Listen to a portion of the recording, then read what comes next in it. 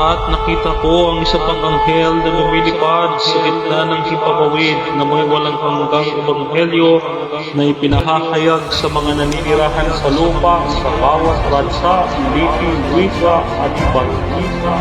Sinabi niya ng malakas sa tinig, matakot kayo sa Diyos at magbigay ng walhati sa Kanya sapagkat dumating na ang Kanyang pagtukom. Sambahin niyo siya na gumawa ng langit at lupa, ng dagat at pagkakabal.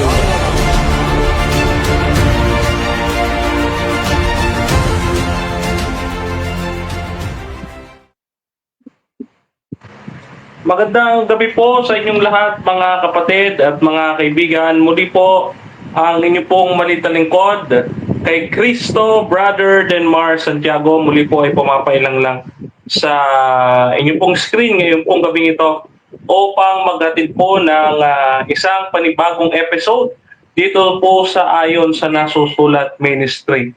Kamusta po kayo mga kapatid at mga kaibigan?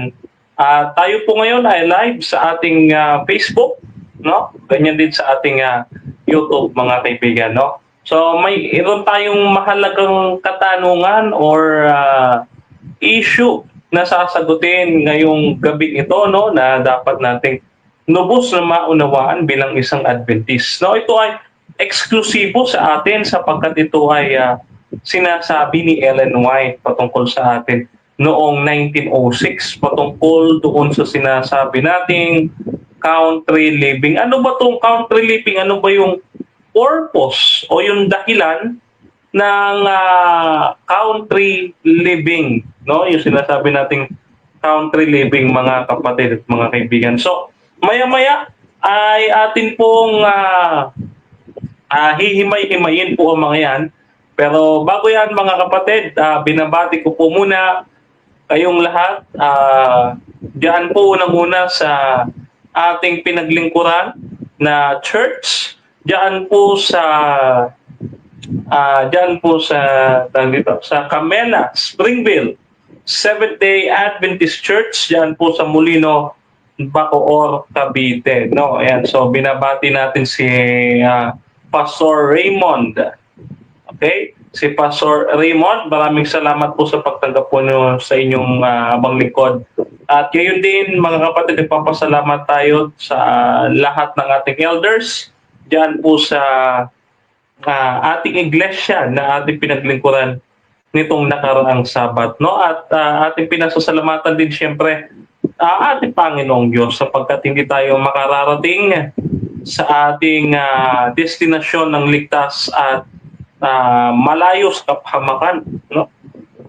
Kasi sa panahon ngayon mga kapatid, no, kung inyo pong nabalitaan at hindi naman bago sa inyong pandinig o sa inyong mga nababalitaan, yung tinatawag nating aksidente o insidente diyan sa ECTEX. Ano po? Na karambola po yan ng apat na sasakyan. No? Na dalawang sasakyan po yan na inararo ng bus, no, yung truck at yung dalawang sasakyan mga kapatid. 10 po ang patay diyan. At ngayon po ay nakaburol diyan sa Antipolo Hills Seventh-day Adventist Church mga kapatid. Kami po ay nakikiramay po mga kapatid in behalf ng Ayon sa Nasusulat Ministry, no, at sa bumubuo ng Advent Biblical International Ministry or ng ABIM at gayon din ng 3A Media mga kapatid, kami po ay buong puso na sama sa inyong pagdadalamhati, no po, sa pagkawala ng ating mga mahal na kapatid. Ganun po talaga ang buhay, no? Ang Panginoon ay nagpahiram sa atin ng buhay, kaya naman sa ating buhay ay kailangan mapaglingkuran natin siya at magawa natin ang ating purpose sa buhay.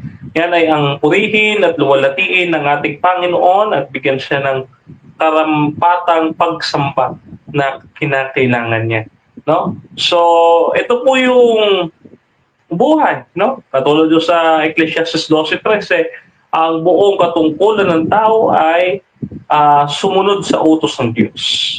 Ano po?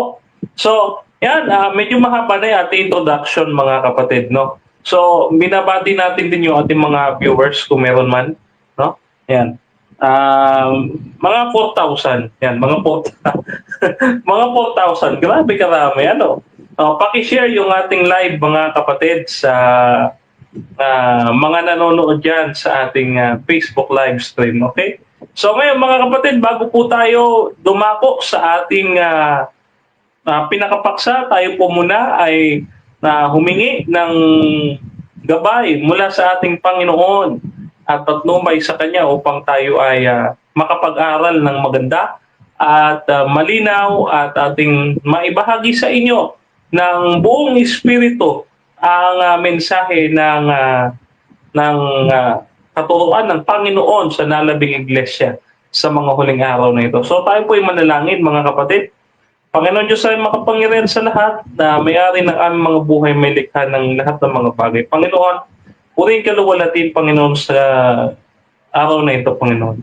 Na sa pagkakataong ito, Panginoon, ay aming inihiling po, Panginoon, na kami po ay inyong pong samahan at gabayan, patubayan sa pag-aaral ng iyong dakilang salita. Panginoon, sa aming pong gagawing paglilingkod ng mga Panginoon, kayo po makita at marinig ng aming mga kapatiran. Itago niyo po ang inyong pong malitan lingkod sa likuran ng inyong krus, upang huwag po ako magmapuri, Panginoon, sa aking gagawing paglilingkod sa iyo at sa iyong ang bayan, Panginoon. Dahil din, Panginoon, ay aming hinihingi na kapatawaran ang aming lahat ng aming mga kasalanan at inihihingi namin, Panginoon, ng Santong Espiritu na bumaba sa aming kalagitnaan upang sa aming pag-aaral maging pagpapala at biyaya po sa bawat sa amin. Ito po ang aming sama-sama dalangin, Panginoon, sa pangalan po ng aming Panginoon Kristo na aming tagapagligtas. So, mga kapatid, dadako na po tayo sa ating paksa, no? Yung country living. Ano ba po country living nito? Mga kapatid, madalas nyo po itong natitinig sa mga kapatiran natin na nangangaral patungkol sa National Sunday Law. Ang inyo pong maliit na lingkod ay bagaman mayroon tayong pagdududa o hindi pa masyado tayong kumbinsido sa National Sunday Law, no? Patawarin niyo po ang inyong pong maliit na lingkod, pero talagang meron po tayong pag-iimbestiga at patuloy na pag-aaral tungkol sa Sunday Law, no? Kasi may mga katanungan tayo tungkol diyan at ayoko talagang i-touch yan, mga kapatid, kasi unang-una, ayoko po mangaral ng takot sa tao. Ito naman ho talaga ang purpose kung bakit natin isinasagawa ang episode nito dito sa ating programa is dahil ayaw nating makapagkalat po ng takot sa tao. At mga kapatid, ayoko ho din talaga na mangangaral tayo ay ginagawa natin. Pinipilit natin ng tao na sumama sa atin dahil sa pananakot na may kakaroon ng persecution. Kaya naman dapat tayo ay pumunta ng bundok, mamumuntok para tayong mga rebelde na pupunta ng bundok, magtatago doon. Alam niyo, mga kapatid, no? Marami kasing gumagamit ang sulat ni Ellen White ang tinitwist at minamali ang interpretation ng mga sulat ni Ellen White. So dapat po nating malaman, no, yung konteksto, gaya ng pagbabasa ng Biblia mga kapatid, ang testimonies ni Ellen White, yung writings ni Ellen White, mayroon din po yung karampatang exegesis at hermeneutics na dapat nating malaman. Kung paano natin dapat ipaliwanag, paano natin dapat intindihin ang sulat ni Ellen White, no? Yan. So, dito sa ating gagawing pag-aaral, ano ba itong country living, no? Okay, bago tayo punta doon, mga kapatid, ano ba ang ibig sabihin ng salitang country, no? Ng salitang country sa panahon ni Ellen White, no? Yan. Sa panahon noon ni Ellen White, ang sabi niya, no? Dito po sa encyclopedia, basahin po natin sa encyclopedia, no? Ang sabi dito, sa 1828 encyclopedia, no? Country, no? Country, land lying, tawag yan? Eto, isang lupain, tatagalogin na nga lang natin, no? Land lying about or near a city, the territory situated in the vicinity of a city, no? So sa madaling salita, ang tinutukoy na country ay ayon sa diksyonaryo noong 1828 sa panahon ni Ellen White ay hindi tumutukoy, mga kapatid, no? Hindi tumutukoy ito sa kabuntukan o kagubatan. Ito ay tumutukoy, mga kapatid, sa hindi kalayuan sa syudad. Yan. Hindi kalayuan sa syudad. Hindi po mamumundo ka. Ayon no dito sa definisyon ng country sa panahon ni Ellen White, ang country ay isang lupain na hindi malayo sa syudad. Ano pong ibig sabihin nito? Mga kapatid, ang country, no? Ang country ay hindi ito yung sinasabi nating live-live. Okay? Hindi ito yung live-live. Walang tao na gaya ng ilang. Hindi po ito gayon. No? So napagkakamali po natin kasi madalas ito, no? So hindi kalayuan sa syudad. Bakit hindi kalayuan sa syudad? Ano ba yung hindi kalayuan sa syudad? Pagpahalimbawa po ninyo, mga kapatid, ang Quezon City at Bulacan. Magkatabi lang mo yan, no? Paglagpas mo po ng Fairview, para po sa mga taga Quezon City, no? Para po sa ating pupuntahang iglesia ngayong darating na Sabat, no? Yung Pag-asa Seventh-day Adventist Church, diyan po sa likuran ng SM North EDSA. Mga kapatid ko, no? Kayo po ang sumagot, no? 'Di ba ho, sa Quezon City, paglagpas mo lang ho ng Fairview, no? Makakarating ka ng Bulacan, ano? Makakarating ka ng Bulacan. O kaya, mga kapatid, ganito, para mas madali, no? Valenzuela going to Bulacan. Yeah? Tagos-tagosan yan, Oh? Valenzuela going to Bulacan, o kaya Quezon City going to Bulacan. Yeah? So, hindi malayo sa syudad. Ibig sabihin, probinsya pa rin siya, pero lupain siya na hindi gaano kalayo sa syudad. Nandun pa rin, malapit pa rin. Siguro, mga ilang kilometro, mga kapatid, no? Nasa loob pa din ng isang bayan o syudad, no? Na ang lahat ng pangangailangan ng isang pamilya ay nangaroon. No, hindi ito yung tuktok ng bundok, mga kapatid, no? So, nandun pa rin sa syudad, hindi nga lang kalayuan. Kumbaga para bang, di ba meron tayong tinatawag na Malolos City? Yan. Meron tayong Malolos City, di ba?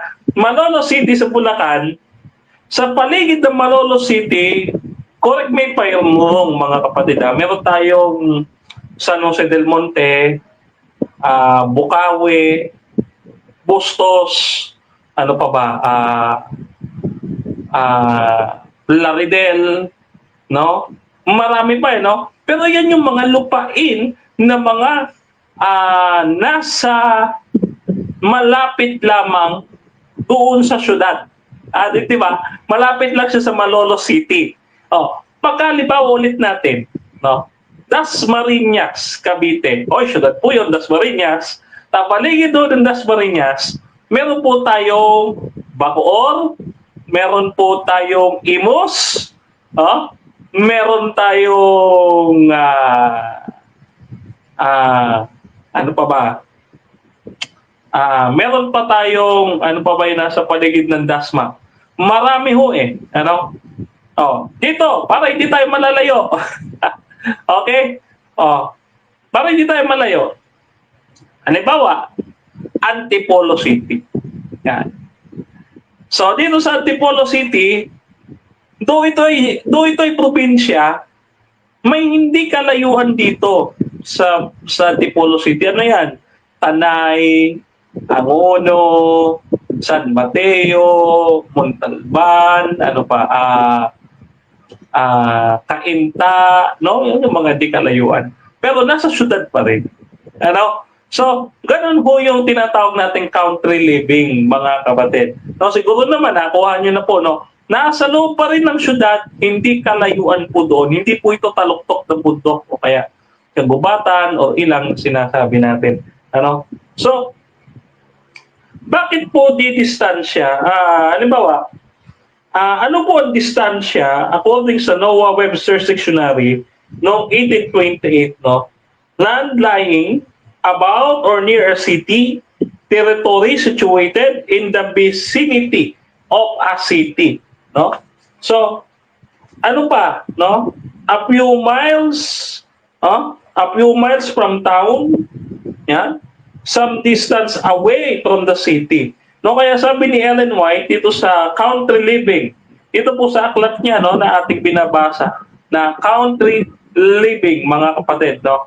Dito po sa pahina, basahin natin, ang pahina 30, verse 5, no. Ganito sabi, mga kapatid, no. Sabi diyan, all that Lot and his family did in Sodom could have been done away by them, even if they had in a place some distant away from the city, no? Ayan, so sila Lot daw, saan daw niya tumakas sila Lot? 'Di ba natandaan niyo yung kwento ni Lot at nung kanyang asawa? Isa lang ho ang natira doon, si Lot lang, no? Nakita po ninyo, ayon kay Ellen White, no, dito sa Country Living page 30, no, na itong anya daw si Lot ay at yung kanyang buong pamilya nung tumakas sila sa Sodom, no, kasama yung kanyang asawa, ay medyo malayo lang, kaya nilang makalayo, no? Kaya anya nilang makalayo doon sa Sodom. A distant away from the city. Ayan. Di ba? Nakita po ninyo ano yung country living para kay Ellen White? A distant away from the city. When you say distant, not far away. Di ba ho yung distant, yung Tagalog na distant, malapit. Hindi po far away. Parang Star Wars Galaxy, no? A far away. Di ba? Mga kapatid. So, makikita po ninyo dito, mismo, ang kapatid na Ellen White, siya ang nagbibigay definition doon sa tinatawag nating country living. Hindi malayo sa syudad. Yan maliwanag yan. Na-establish po natin yan, mga kapatid. No? So, ngayon, puntahan natin, mga kapatid, no? Puntahan natin. Ano pa yung instructions ni Ellen White patungkol dun sa country living? Ano pa yung mga institutions doon sa country na binabanggit ni Ellen White? Ano ba yung meron doon sa country na yon, no? Kasi baka isipin ng iba, talagang nasa bukiran, nasa bundok, nasa kagubatan. No? Baka inisip nila ganun eh. Ano? So, ano ho yung mga institution o yung mga lugar, puok, dako na mayroon doon sa tinatawag nating country, no? Ayon po dito, mga kapatid, sa Country Living, page 29, no? Babasahin po natin. Kanina ay page 30, ngayon ay page 29. Ganito ho ang sabi sa sulat ni Ellen White, no? Ganito. As far as possible, our institution should be located away from the cities. We must have workers for this institution. If they are located in the city, that means that our families must settle near them. But it is not God's will, His people shall settle in the cities. No? Ito, lagi nilang binabanggit ito, na mayroong mga institution, anya, na sinabi si Ellen White, na dapat malayo sa syudad. At dapat mayroon tayong mga tao na nakatira doon. Lagi nilang ginagamit itong mga talatang ito, no? Lagi nilang ginagamit ito. Tingnan po ninyo. Pansinin po ninyo ha. As far as possible, oh, our institutions should be located away from the cities. No? Dito ho, sabi ni Ellen White, as far as possible. No, ibig sabihin, hindi niya sinabi na lumayo ka ng gusto. Ang sabi niya, as far as possible. Kung posible, hindi lumayo-layo ka. Kung hindi naman, no, wala naman sinasabi dito directly. Pagka tayo gumagamit ng sulat ni Ellen White, huwag po nating kakalimutan ang grammar. Yan po tayo eh. No? Kailangan huwag natin kalimutan yung grammar. Ano pa, no? Life Sketches of Ellen White, page 493, no? Ayan.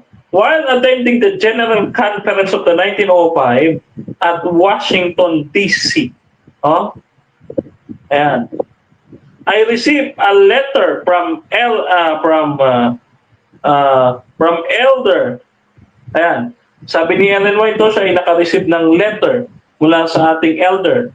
Oh, tuloy natin basa. Elder J.N. Burden describing a property he had found 4 miles west of Redlands, no? 5 1/2 miles southeast of San Bernardino and 8 miles northeast of Riverside. As I read the letter, I was impressed that this is one of the places I had seen in my vision, no? So dito mapapansin po ninyo sa sulat to ni Ellen White, mga kapatid, na mayroon siyang nakitang vision.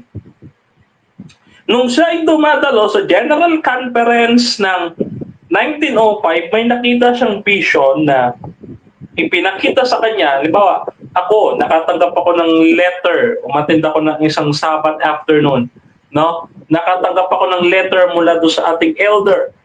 At yung letter na yon, alam ko na ang laman nun sapagkat nakita ko na sa aking vision. No? At yung vision na yon, naglalaman, mga kapatid, na ay itong elder natin na nakakuha ng isang lupain na hindi naman gaanong kalayo sa syudad. Napansin nyo? 5.5 miles away, 8 miles away, no? Hindi malayo sa syudad, no? Pansinin po natin, ano, babasahin ko po ulit, no? Ang sabi diyan, 5.5 miles away of San Bernardino, oh, ayan, 4 miles away, 4 miles away, west of Redland, and 8 miles northeast of Riverside, no? Yan. So nakita po ninyo, hindi po siya ganun kalayo. Hindi ho siya ganun kalayo. Pag sinabi nating country, hindi siya ganun kalayo, mga kapatid, no? Yan. Ano yung mga major institutions natin sa Pilipinas, halimbawa, na malapit sa syudad, no? Katulad doon ng AUP. Ang AUP is 5.2 kilometer, no? Malapit po siya sa Santa Rosa, Laguna, no? Ang AYAS ay 3.5 kilometer mula sa Silang Cavite, no? Ang 1,000 missionary ay 2.8 kilometer mula sa Silang Cavite, no? Ah, ano ba ang ating SSD? 2.3 mula sa Silang Cavite, no? Yung ating PPH ay 5.7 kilometer mula sa Silang Cavite at yung ADRA na 3.3 kilometer away from Silang Cavite. Nakikita po ninyo mga kapatid, mayroon po tayo mga institutions na malapit sa syudad. Hindi ganun kalayo. No? Hindi katulad ng iniisip ng iba, pag country, gusto mamumundok. Ano ka, rebelde? Hindi ganoon. No? Again, mga kapatid, itinutuwid natin yung mga maling yan para hindi na tayo mamumuhay at masasanay. Diyan sa ganyang kaisipan. No? Ngayon, ano ba ang purpose ng country living? Ano ba yung purpose? Ito ba'y para mamundok dahil daw sa persecution, sa sandalo? Naku mga kapatid, huwag niyo po takutin ang inyong sarili. No? Sa totoo lang, mga kapatid, kung talaga tayo papatayin tayo kahit hindi pa tayo lumayo. No? Diyan pa lang sa labas ng bahay ninyo, kung may gusto nung pumatay sa inyo, papatayin talaga kayo. Pero sabi ko nga sa inyo, no? Kahit nga sa loob ng bahay pwede may tumira sa atin, barilin ka lang dyan. O kaya magpatama ng baril sa labas. Patay ka na Di ba? So, hindi na natin kailangan lumayo para may humabol sa atin at may pumatay. No? Ganun ho kasimple ang common sense. No? Ano ba yung purpose? Para kay Ellen White, para kay Ellen White, ano ang purpose ng country living? Ano pa yung purpose ng pamumuhay na hindi naman kalayuan sa syudad? Ito mga kapatid, bibigyan ko kayo ng ilang reasons kung ano ang purpose at hindi ho kasama dito ang persecution. No? Ulitin natin, hindi po kasama dito ang persecution. No? Dito po sa ating babasahin. Kasi wala akong ganyan. Okay? Wala akong ganyan. Ngayon, number 1, healthy living. Ano ba yung healthy living? Ito yung malusog na pamumuhay. No? Ayon kay Ellen White, dito sa letters 43, letters 43 ito. No? Ayan. Basahin po natin. Letters 43. At mababasa din ito sa aklat na Country Living. No? Sa page 18, sabi, noong 1904, a great blessing would come to parents and to children if they would leave the wicked, polluted cities and go into the country. No? Ayan. So, para kay Ellen White, polluted kasi ang syudad. Kaya dapat hindi kalayuan sa syudad. Ibig sabihin, lumayo ka pero huwag naman gaanong kalayo. Kasi kapag lumayo ka, halimbawa, kayo po mismo, mga kapatid, pagkaisip-isipin po natin. Pagka malayo sa syudad, mahirap. Una, walang communication. Ikalawa, yung mga basic needs, wala tayo niyan. Pagka tayo malayo sa syudad. Hindi natin kailangan umakyat ng bundok. No? Hindi kalayuan sa syudad dahil para kay Ellen White kasi polluted ang syudad, no? Yung mga cities ngayon, napansin nyo dahil sa global warming and yung tala ng climate change, mga kapatid, ay nariyan, no? So, eto, yung mga pollution around the cities, ito yung huwag anyang i-expose sa mga bata. No? Let the parents and the children, sabi niya, no? Na lumayo doon sa syudad. Bakit? Kasi polluted. Lahat naman siguro, mga kapatid, ng lugar ngayon polluted. Wala naman magsasabi na hindi. No? Lahat yung polluted. Ngayon, ano pa yung bukod dun sa healthy living, no? O bago tayo umalis sa healthy living, mayroon pa ako isang babasahing quote, no? Mula kay Ellen White, dito naman sa Adventist Home, no? The Adventist Home, page 137, no? Ayan, sabi dito, there is not one family in 100 who will be improved physically, mentally, spiritually by residing in a city. No? Walang anya isang tao o isang pamilya ang mag-i-improve physically, mentally, spiritually na nakatira sa syudad. Tama nga naman. Sapagkat kapag ikaw ay nasa syudad, walang ibang problema kundi pera, pera, pera, pera, pera. Paano ko kakain? Pamasahe ko? Oh, ano pa? Ano dadamitin ko? Oh, 'di ba? Yung tuition, no? Pambayad ng exam, panggastos, pambayad ng kuryente at ilaw, etc. Napakaraming bayarin. Oh? Yan ho ang sinasabi ni Ellen White. Kaya pinapalayo tayo sa syudad.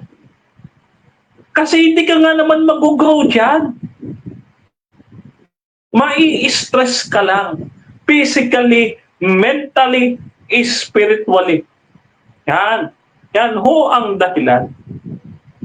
Ano? Ano ba ang dahilan ni Ellen White? Ikalawang dahilan. Bukod po dyan sa healthy living, ano pa po ang dahilan ng country living? Ito naman, simple living. Ano ba yung simple living? No? Ito ba yung parang buhay probinsya? Yan ba? Yan ba yung ibig sabihin niya? Simple living? Basahin mo natin. Dito po sa The Adventist Home pa rin. Dito sa aklat na The Adventist Home, sa sulat po ni Ellen White, sabi dito sa page 154, no? But whether the home be humble or elegant, its appointments costly or reverse, there will be no happiness within its walls unless the spirit of its inmates is in harmony with the divine will. Contentment should reign within the household. No? Yan. So dito makikita natin, mga kapatid, no, na sa buhay na ito, walang kakontentuhan. Kasi ang iniisip lang ng tao dito sa syudad, magtrabaho na magtrabaho ng magtrabaho. Walang kakontentuhan hanggang sa makuha niya lahat ng gusto niya. Magtrabaho, magtrabaho, magtrabaho. Tama? Yun po ang ating iniisip. Kaya pinapalayo tayo ni Ellen White sa syudad, mga kapatid. No? Ngayon, ano pa? No? Magbasa pa tayo. Dito pa rin sa Adventist Home, mga kapatid. Sulat pa rin ni Sister White. Dito naman sa pahina, page 373. No, sabi diyan, educate our people to get out of the cities into the country where they can obtain a small piece of land and make a home for themselves and their children, no? And dito sa country living page 29, sabi diyan, the Lord desires people to move into the country where they can settle on the land and raise their own fruit and vegetables, and where their children can be brought in direct contact with the words of God in nature. Taking your families away from the cities is my message, no? Kasi ho, ang napakaraming kinaabalahan sa buhay na ito. Inilalayo ng mga isipin na ito ang ating pag-iisip mula sa Diyos. Iniaagaw nito sa atin ang ating kaisipan tungo sa ating Panginoong Diyos. No? Iniaagaw nito sa atin, mga kapatid ko, ang pagkakataong magnilay sa mga salita ng ating Panginoon. Kaya naman may payo si Ellen White, mga kapatid, sa atin, lumayo sa syudad upang ang ating isipan ma-focus, no, sa ating Panginoon. Pero kung kaya mo naman mag-focus dito sa pamumuhay, habang ikaw ay namumuhay sa syudad, dito sa habang dito namumuhay ka sa syudad, ay nakapokus ka pa rin sa Panginoon, better for you. No? Pero mas maganda na yung ikaw ay malayo sa alalahanin at ikaw ay magpasya na kumanlong doon sa malayo sa syudad, no? Ano pa mga kapatid, no? Yung tinatawag nating self-sufficient living, no? Pangatlong reason ito. Self-sufficient living. Ano ba yung self-sufficient living, mga kapatid? No? Yan, hindi. May mga comments ba kayo, mga kapatid? Babasahin natin, ano? Okay. So, bago natin basahin ito, basahin natin yung comments nyo kung meron man. No? Ayan. So, self-sufficient living. Now, ano naman yung self-sufficient living, no? Sabi dito, sa Country Living, page 29, no? The Lord desires His people to move away from the country when they can sabi diyan, where they can settle on the land and raise their own fruit and vegetables, and where their children are be brought direct contact with the works of God in nature. Taking your families away from the cities is my message. Pansinin po ninyo yung ating pagdidiin, no? Yung magkaroon kayo ng lupain at magkaroon kayo ng inyong sariling mga pananim. No? Ito yung mga fruits and vegetables. So magkaroon tayo niya ng sariling kakayahang mamuhay. No? Magkaroon tayo ng self-sufficiency ba? No? Kasi yung mga pagkain kasi nowadays ay hindi na masyadong recommended sa health. No? Dahil yan po ay may mga toxins and mga chemicals na inihahalo, mga kapatid. No? So hindi po siya recommended, mga kapatid, sa atin. Ano? Hindi siya inire-recommended ni Ellen White. Kaya sabi, tayo ay magpakalayo sa syudad upang tayo ay maging healthy. Wala naman kasi ibang dahilan eh. Kasi dito sa syudad, mga kinakain natin canned goods, noodles, processed food, no? Yan. Hindi ho yung mga natural, no? Yan. Kaya nakakasakit ang tao, kaya nagkakaroon siya ng iba't ibang mga sakit sa katawan, at pagkatanda niya maraming mga implications, no? At bukod dito, ang sabi ni Ellen White, no, ano pang dahilan, no? Pang-apat na dahilan nito, why we should live away from the country, no? Living with conscience, number 4, no? Sabi dito sa Country Living, page 30, no? Ayan. Enoch walked with God, and yet he didn't live in the midst of any city. No? And so siya ay namuhay, mga kapatid, living in sharing God's goodness. No? Si Enoch ay hindi nating nakitang namuhay sa isang syudad. No? Ano pa? No? Sabi dito sa talata ng Biblia sa Marcos 16:15, no? Go ye into the world and preach the gospel in every nation, no? Yung mga alagad man ay sinugo ng ating Panginoong Kristo na hindi manatili sa isang lugar, kundi sa lahat anya ng mga bansa, mga kapatid. In every nation. Yan. Ano pa, no? Yan. So, number 5 reason, mga kapatid, is living with conscience, no? Yan. So, basahin po natin dito sa Country Living. Okay? Country Living, page 30. Ganito sabi, there will be always to be heard some voice giving warning instructions. So, as the voice of Lot was heard in Sodom, yet Lot could have preserved his family from many evils, but he had not made his home in this wicked and polluted city.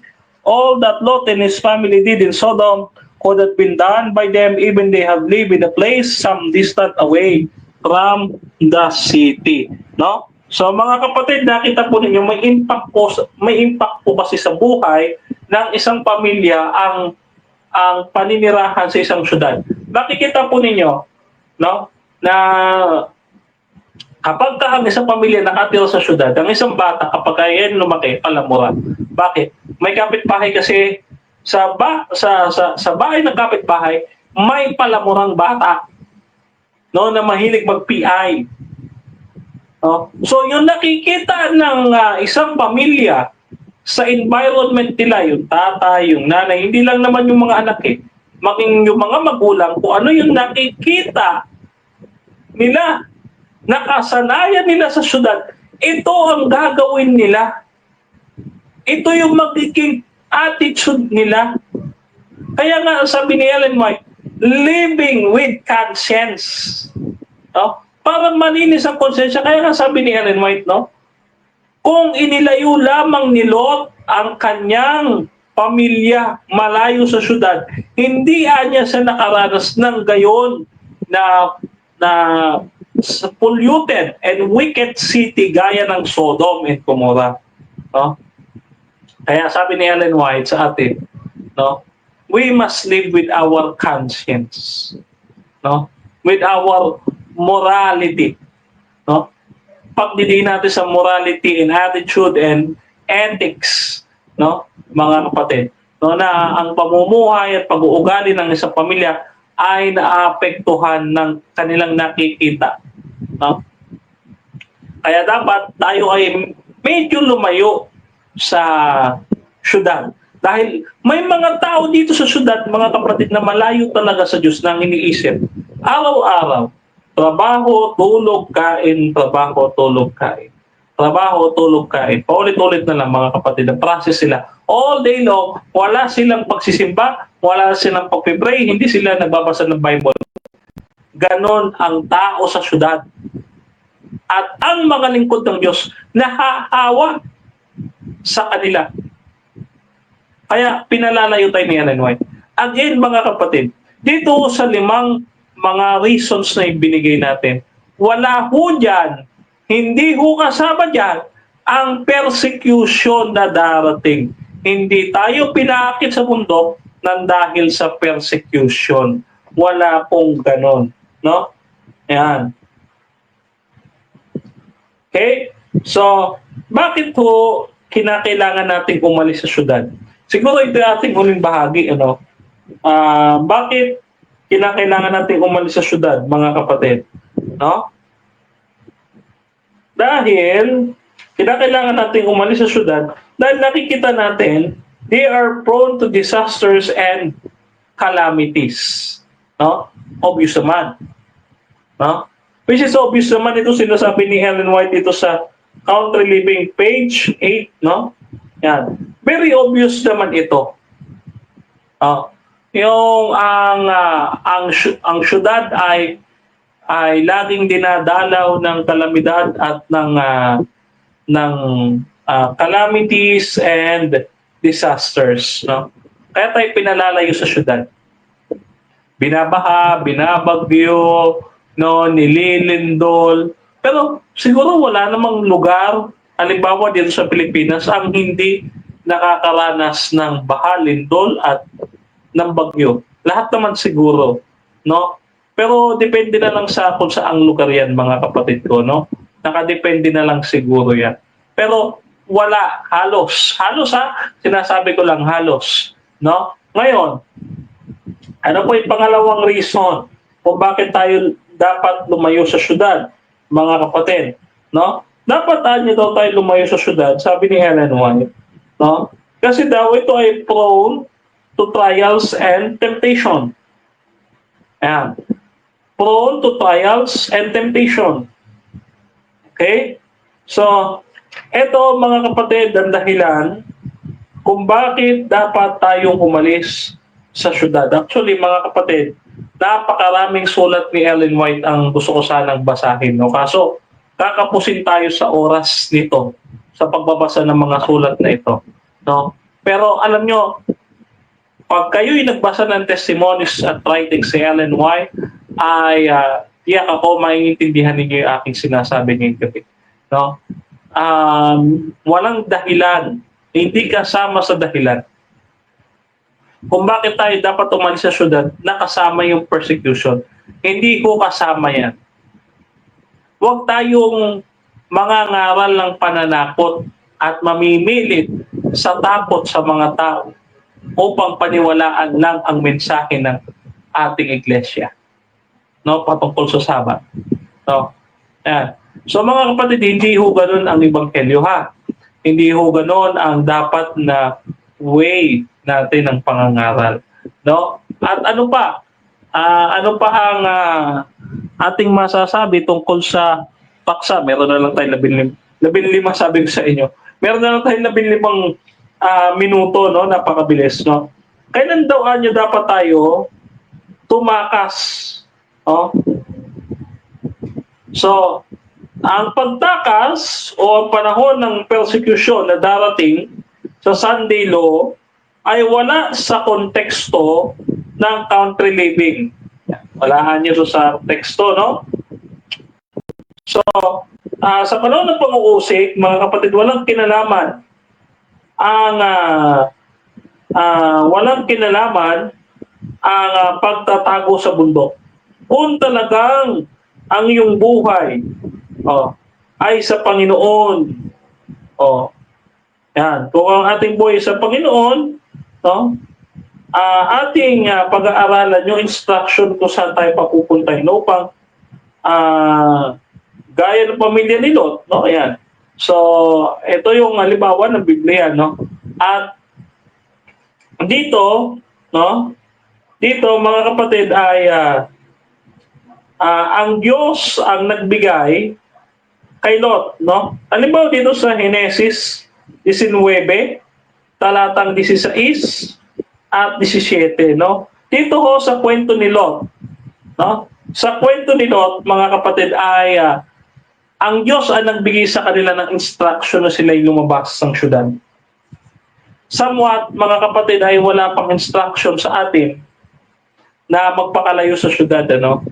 So, hindi po ngayon ang panahon. May konteksto, no? Pero hindi pa ito ngayon ang panahon. At hindi ho kasama ang persecution. Ulitin natin, hindi ho kasama ang persecution. Kailan ho ba tayo dapat umalis ng syudad, mga kapatid? No? Dapat tayong umalis sa syudad kapag kapiling natin, tayo'y malayo na sa Diyos. No? Bigyan natin ng practical application yung ating pinag-usapan. No? So, pagka tayo'y malayo na sa Diyos dahil sa ating pamumuhay, no? Yung ating kalusugan ay nakokompromiso at yung ating spiritual na pamumuhay ay nanlalamig na dahil sa mga alalahanin sa buhay na ito na ibinibigay sa atin dito sa syudad, ay dapat tayong magpakalayo-layo. Pero hindi naman ganun kalayo. Kasi tayo din ang mahihirapan, mga kapatid. No? Naalala ko nung ako'y nasa Paite, yun po ay syudad. Pero meron pa rin bundok. No? Nakatira po tayo doon sa ibaba ng bundok. Kung saan ito ay malapit, mga kapatid, sa 7-Eleven, sa Walter Mart, no? Sa church, malapit ito sa school, sa palengke, no?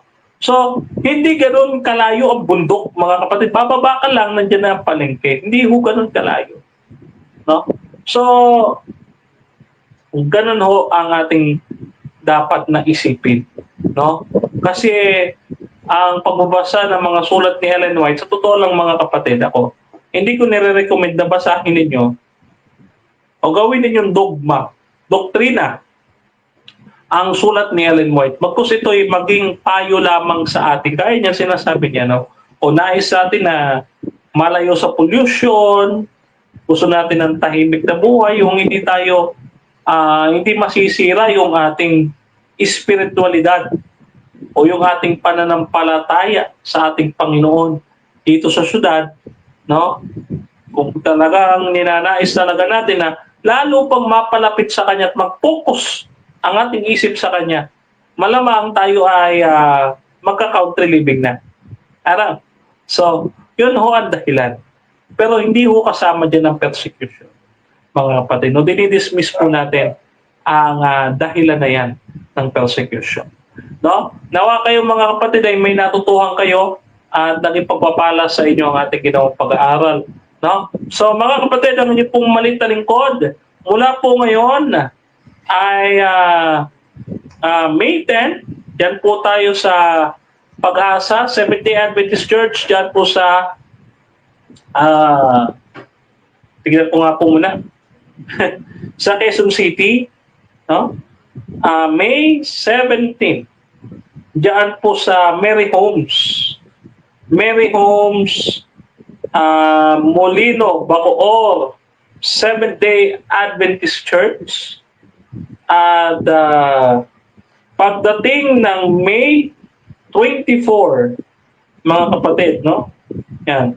Pagdating ho ng May 24, pagdating ho ng May 24, dyan po tayo sa Haro, Iloilo, Seventh-day Adventist Church. Kasama natin si Brother Noel, no? Yung ating bagong binyagang MCGI. Galing sa MCGI na nag-advent siya. Unay galit na galit sa akin, ano? Gusto niya makipagdebate, no? Tapos nung nakita niyo yung ating style ng pakikipagdebate at kinausap niya tayong mga kapatid. Praise the Lord, nakita niya ang ating Panginoon Kristo sa atin, no? Purihin ang Panginoon, mga kapatid. At siya ay magtitestimony sa harapan ng church, no? Sa May 24, no? Yan. Pagdating po, wala po tayo schedule ng May 31, no? Pwede niyo po kong imbitahin ng May 31, no? Pagdating po ng June 7, dyan po tayo sa Unit 7, Pagray, Seventh-day Adventist Church. Pagdating po ng June 14, Angono, Seventh-day Adventist Church, dyan po sa Antipolo. At pagdating po ng June 21, sa Banahaw District SDA Church, dyan po sa Lucban, Quezon. At pagdating po ng June 28, ay wala po tayo schedule. Kaya po pwede po kayo magpa-schedule ng May 31 at June 28, mga kapatid. At kung July pa po, hanggang December yan, pwede pa po nyong ipasok yan, mga kapatid, no? So, tumatanggap po tayo ng schedule. Mag-PM lang po kayo sa akin, sa aking Facebook, no? Denmar Santiago, yung pangalan sa aking Facebook. Mga kapatid, madali lang naman po makita yan, yung aking pangalan, no? Kung ano po yung pangalan ko dito sa StreamYard, yan din po ang ating pangalan dyan sa Facebook, no? Pwede nyo po kayo message, no? At tawagan kung sakali, mga kapatid at mga kaibigan. Nandiyan din naman po sa ating Facebook page yung ating contact number para po sa inyong kaalaman, mga kapatid, no? Nandiyan po sa profile description ng ating Facebook page ang contact number po ng inyong pong maliit na lingkod, no? And so, maliit na lang yung oras natin. 53 minutes na ito. Ayan. So, tingnan natin kung may comment. Okay. Wala pa naman. Okay. So, talagang malinaw sa inyo ito, mga kapatid. Ano? Ayan. So, muli po, mga kapatid, ito po ang inyong pong maliit na lingkod ay nagpapasalamat sa ating Panginoon sapagkat ngayong gabi tayo nakapag-share muli. No? Actually, pinipilit natin ibalik ang ating programa linggo-linggo. No? Pero talagang ang inyong pong maliit na lingkod, ipanalangin niyo po kasi hindi po tayo makatulog dahil sa sobrang init na talaga. Kahit mag-country living pa tayo, sobrang init talaga kahit sa probinsya. No? Kahit mag-country living tayo, wala tayong pagpipilian, ano? Kundi magtiis na. Kaya sabi sa Biblia, magtiis hanggang sa wakas siyang maliligtas, no? So, yun po, mga kapatid, no? At dalangin ko sa Panginoon na hindi ko kayo magagalit sa akin dahil po sa ating ipinahayag sa inyo, no? At talaga napakahaba pa talaga ng oras, no? Sige, pagbibigyan ho natin ngayon. Meron po tayong iba't ibang mga topics, no? Ayan. Meron po tayo iba't ibang topics dito, mga kapatid ko, na isasalang sa inyo pagdating ng mga susunod natin mga episode. Nga pala, mga kapatid, Abangan po ninyo ang special coverage natin from May 24, May 22 to May 26. Diyan po sa Haro, Iloilo Seventh-day Adventist Church, no? Live stream po tayo dyan. That is a special Sabbath. Dapat po kayong pumunta. Yan. Dapat po kayong pumunta, mga kapatid. At wag po kayong papamiss diyan sa ating special Sabbath. Nga pala birthday ni Brother Noel sa May 24, no? Yan. So para po sa mga nagnanais ngayon pa lang magbigay ng regalo sa ating kapatid, no? Kayo na ho ang bahalang lumapit sa ating kapatid. Lambingin niyo po at ipakisuyo sa kanya na tanggapin ang inyong mga regalo sa kanya, no? Ngayon, ang ating topic dyan sa Haro Iloilo Seventh-day Adventist Church ay ang patungkol kay Ellen White, understanding yung biblical inspiration at yung kanyang relationship sa Bible. No? Ano ba yung relationship? Yung weight, no? Yung lesser, the greater light, and etc. No? So, paano ba natin i-interpret yung sulat ni Ellen White? Yan po ay apologetical course, actually, mga kapatid. Actually, ito nga tinitignan ko, mga kapatid, nakaka 100 plus slides sa tayo. No? At talaga napakahaba nito. Hindi pa po tapos ang yung pong maliit na lingkod na gumawa ng PowerPoint, no? Kaya hindi ko po alam kung paano tatapusin din actually, mga kapatid. At talaga namang ewan ko lang kung matalakay ko pong lahat ito. Kung hindi man, mga kapatid, pasensya na po. Bigyan niyo po ako ng panahon talaga. Napakahaba talaga. Kahit 3 oras po sa AY, please lang. Kasi talagang mahaba ito. Oh. At hindi ito ganon. Actually, dapat ito ay buong isang araw. No? Kung maaari, Sabbath school lesson pa lang, talakayin na natin ito. Yung lesson ay paikli na lang at kung ano man yung gawain sa umaga, proportional, family time, etc. Medyo paikliin lang natin para maipasok lahat. No? Sa divine service, ipapasok naman natin. Sa AY, papasok natin kung kakayanin. No? At kung hindi man kayanin, ako na magbibigay, no? Papasa na natin via USB. Magdala po kayo ng inyong mga USB, no? Pakisuyo po ninyo. Magdala po kayo ng USB para kung hindi man natin lahat doon sa Iloilo, may kopya po kayo ng ating full presentation diyan po sa ating paksa. No? That is a special Sabbath. Daluhan po ninyo, mga kapatid. No? Ngayon, ano pa yata sasabihin? 57 na! Yes! Yan. Hinihintay lang natin mag-oras, mga kapatid, ano? Kasi ating programa ay 1 oras lamang, no? Kasi yung ating StreamYard, mga kapatid, ay hindi po ito bayad. No? Hindi po ito bayad. Noon po kasi bayad ito. Nawala po kasi yung ating sponsor, no? Sapagkat hindi na po siya nakaakit ng barko sa Brother Arcel Ballesteros. No? Kinalulungkot man natin, talagang balik ulit sa paghihirap ang inyong pong maliit na lingkod, no? So tayo po ay naghahanap ng bagong sponsor na tutulong sa ating ministry, no? Ipanalangin ho natin sa Panginoon na guminhawa ang ating pagdadala ng paglilingkod sa inyong iglesia, yung mga pamasahe, kahit mga pamasahe lang, no? At least meron tayong allowance and budget, mga kapatid, no? Yan. So, mga kapatid, mayroon ba kayong prayer request? Yan. Mga prayer request niyo kung sakali. So, kung wala po, mga kapatid, ipanalangin po natin in general, lalo na yung mga kapatiran natin sa Antipolo Hills, na way kayo lambingin at kayo ay lapitan, yakapin ng ating Panginoon.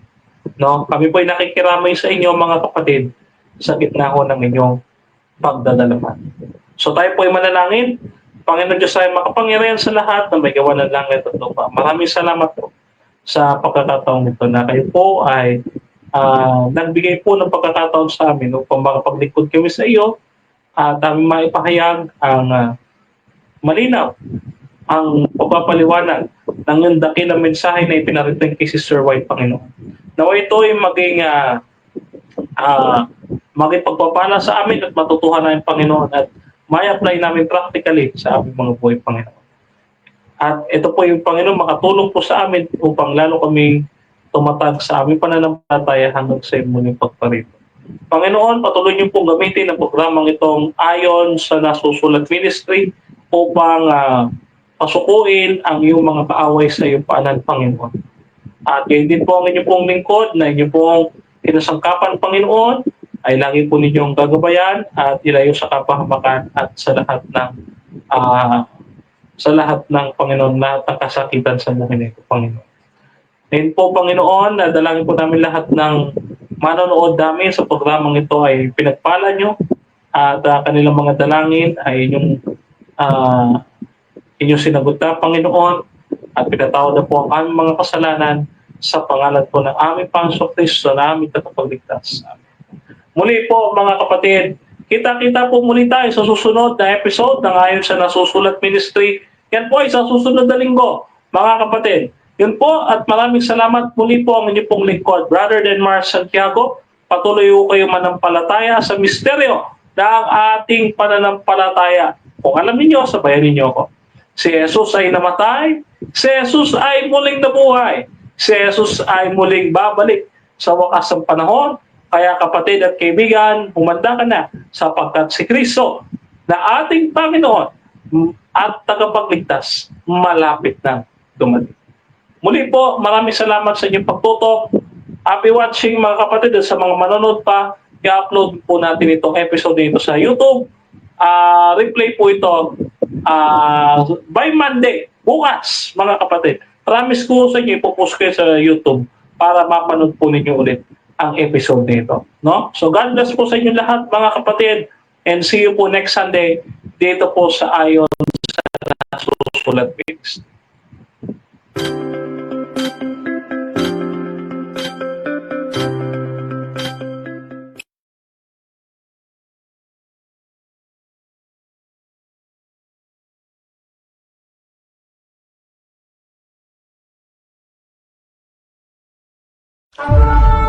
At nakita ko ang isa pang anghel na lumilipad sa gitna ng himpapawid na may walang hanggang ebanghelyo na ipinahahayag sa mga naninirahan sa lupa sa bawat bansa, lipi, wika at iba't iba. Sinabi niya ng malakas sa tinig, matakot kayo sa Diyos at magbigay ng walhati sa Kanya sapagkat dumating na ang Kanyang pagtukom.